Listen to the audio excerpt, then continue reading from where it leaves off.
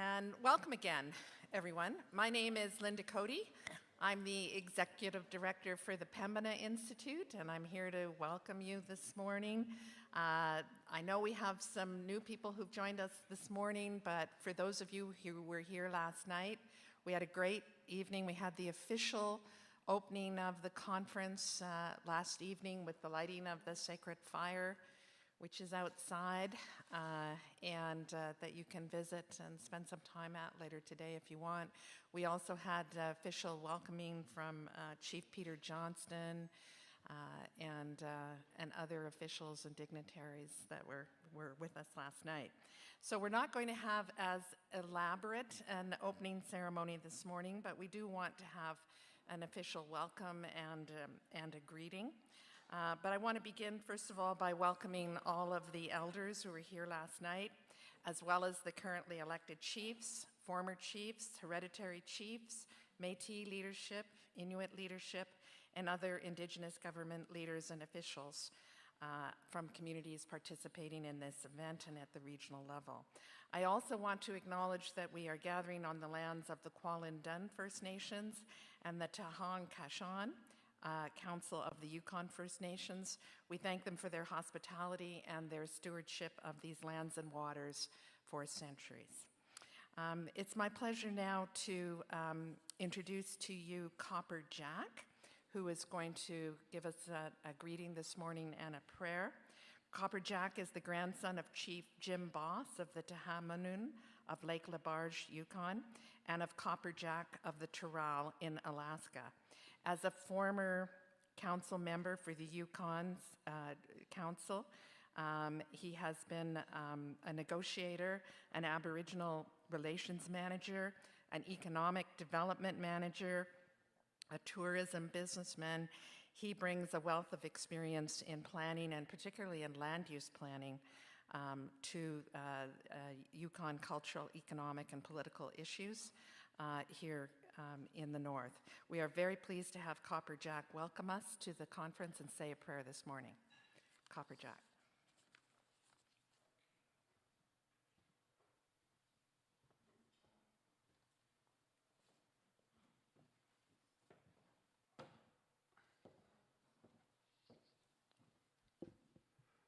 Toho Jehoning, our Danja, shortly. Yes, very much welcome to all of the people, and I hear you have people from Nunavut and from the Delta. I hear you have somebody from Magoo and all across the country. Yeah, myself, I'm from Whitehorse. Former chief of Kwach'an, was very instrumental in the formation of two Indian Act bands here in the Yukon, the White River First Nation and Kwach'an Council. I welcome you all, and seeing the people and from the different parts of the country, especially Indigenous peoples, that I wanted to share just a short story. There's a little rock mound north of Whitehorse in the Dakini Valley. It almost looks like a beaver house, maybe 1,000 meters high. We call it Nalin. And Nalin means where the river comes close to the mountain. And it's like a destination point, because when the Chilkats used to come over from Kwach'an, Alaska, to trade with the Mountain Dene people here, they probably would ask, where are we going to meet these people? And they would say, Nalin, where the river comes close to the mountain. So on this little mountain, 20 miles, 30 kilometers north of Whitehorse, they would have two sentinels, 24/7, watching around, but more specifically, they'd be watching to the northwest to a lake called Kusawa, winding waters. On this end of the lake, there's a little mountain they now call Jojo Mountain. When the Chalkats would come over in the early spring, they come over on heavy sleds. camp on the far end of Kwach'an, wait till the ice melts in the lake, build rafts, and then bring their trading goods to the interior. On this end of the lake, on Jojo Mountain, they would climb up and light a smoke signal. And the sentinels on Nolin would see it, they would light their smoke signals. And people from all around, Carcross, Lake Labarge, Hoodlinqua, as far as Carmax, everybody would be rushing to Nolin because the smoke signal said the Chilkats are coming. And it's located on a river we call Tahini. Hini, again, Coast Tlingit word means river. Hini. Tah means soup broth. So that's a pretty famous name, right? Soup broth river. And I kind of did the same thing when I heard it from my mom when I was about 8 years old. You say, you're kidding me. Like, why would you call a river soup broth river? Actually, she said it was soup water river. And she told me when we were fishing for pike on a little slough, and she said, because the hot waters from this hot spring came into this river, that water is hot as soup. So that's why we call this river Tahini. So welcome all you people from different parts. And I share this story because it's so appropriate. You're all gathering here to speak and to collaborate on ways to get rid of polluted oil or other materials and replace it with, solar or geothermal, water, wind. And I thought I'd share this story because you're a gathering here. And at times like this, I usually, for myself, when I talk to my mom and dad who are on the other side, watching beside me, I would call them and say, shoot gay. That's my mother's name.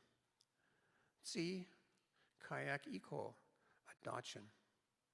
He who walks behind his grandpa with a walking stick. That's my dad's name.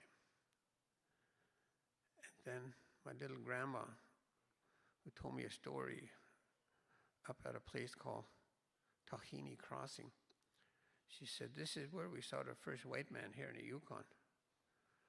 We're all sitting around having our lunch, feeling good about ourselves, getting full. And all of a sudden we see this ghost walking in the camp and everybody disappeared. And that white man saying, come back, I'm not a ghost.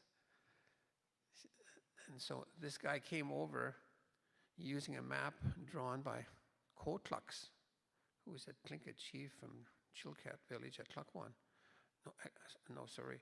His 3 wives actually did the map from their mind. Very accurate, very detailed map. And this is how this white man found his way in, following this trading route. So I would call, like my mom, Shuke, my dad, Tsikayakiko, a Dachan. Kishwood, my grandpa, you would know as Chief Chimbos. Mandesa, my great-grandpa. People call him Old Chief Chimbos. On my dad's side, Copperjack, my grandpa. Jesse Baum, Selkirk, my grandma. Z Taicho, big old man chief, as was introduced from Terrell, Alaska, place near Chitna, it's an ancient village that's no longer there. But I asked these people and all of the spirit people that are with you today, that travel with you and protect you, to give you 3 beautiful days of good meetings, good sharing, that we're walking together in the same way. And I'll test you when I come back on Thursday at lunch hour. Goodness Chish, have a good meeting. Goodness Chish. Thank you. Thank you, Copper Jack.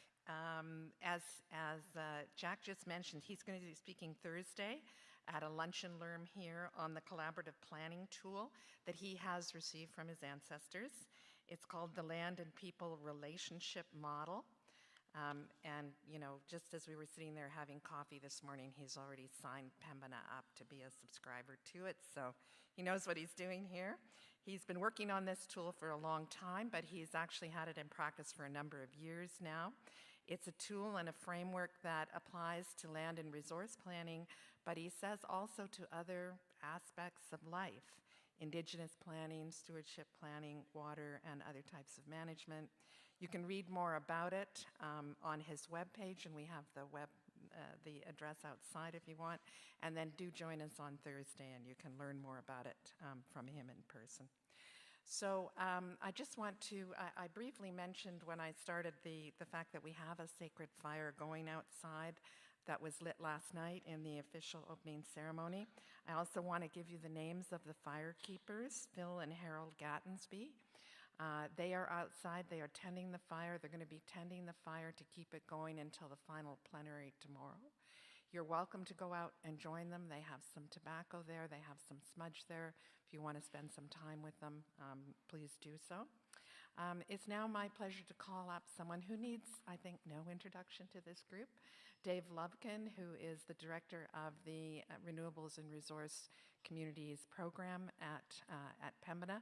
And Dave is going to outline the day for you, give you a little overview of the game plan, our purpose and our objectives. And Chris, are we going to be able to make diesel history? You know, that's the idea, I think, here. Okay, Dave.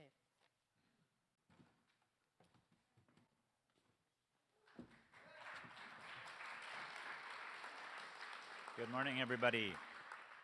Could I get the clicker up here, please? Thank you. So, good morning. It's great to see everybody here. I hope you all had a great sleep. I was in bed early for these full 3 days that we have. I want to welcome everybody to the conference. I also want to welcome everybody that is joining virtually. This is our first virtual.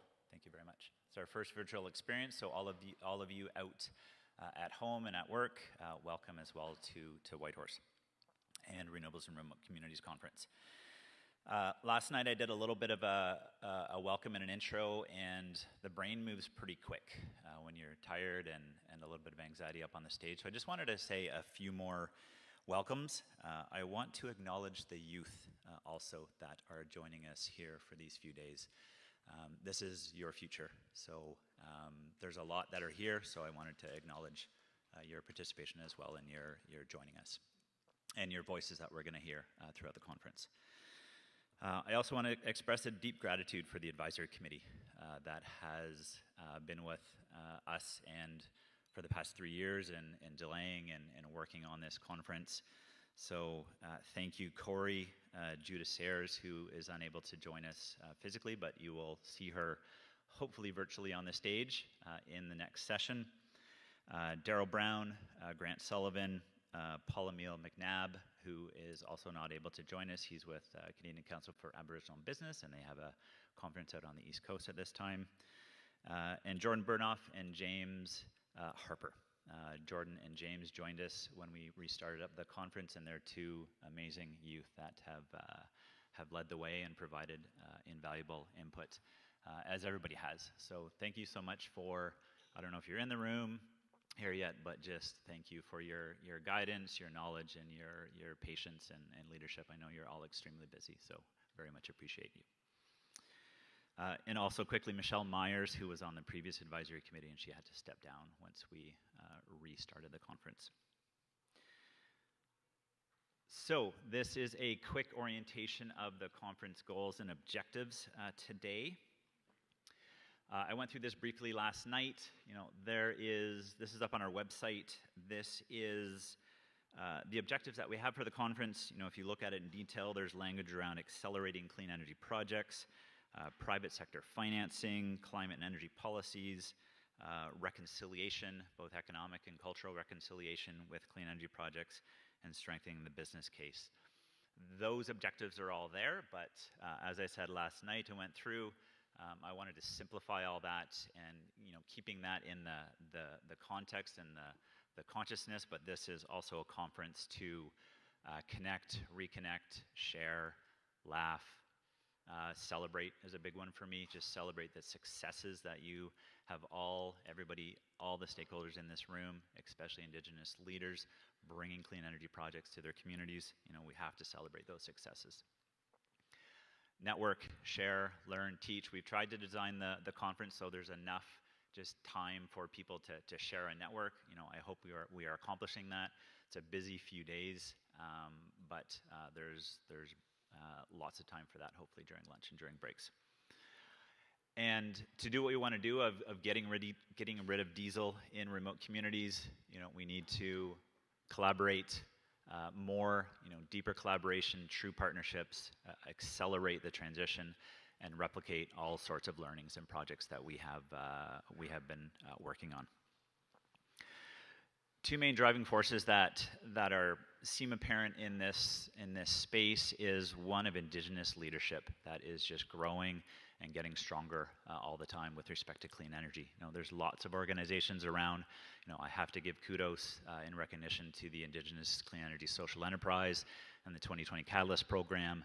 Half the advisory committee members are from that, so that organization has been instrumental in providing deep capacity and learning for Indigenous communities and members, and lots of other organizations as well.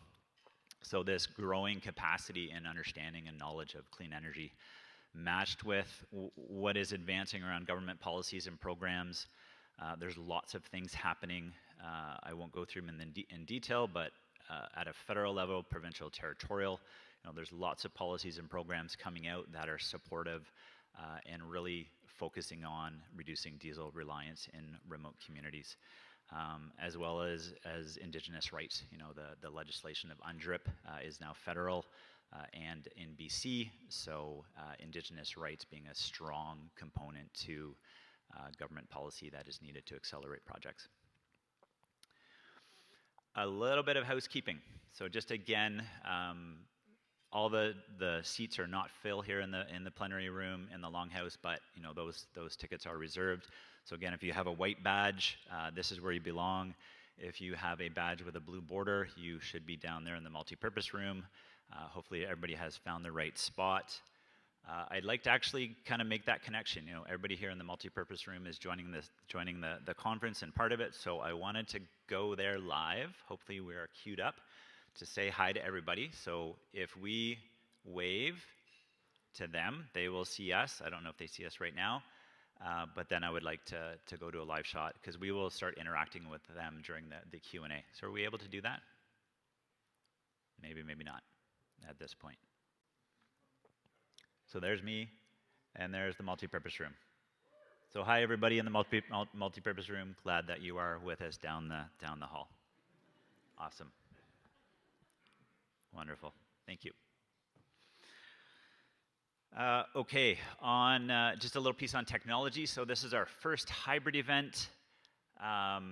This has been a big undertaking, so we wanted to expand the ability for people to participate in this conference, so that's why we did the multipurpose room. So we have 2 rooms in plenary. We're gonna, during Q&A and engagement, we're gonna go to the multipurpose room. We also have virtual speakers. There has been some cancellations because of COVID and other reasons, so we've done our best to accommodate virtual speakers up to the last minute. So we've got 2 Indigenous leaders joining us next session.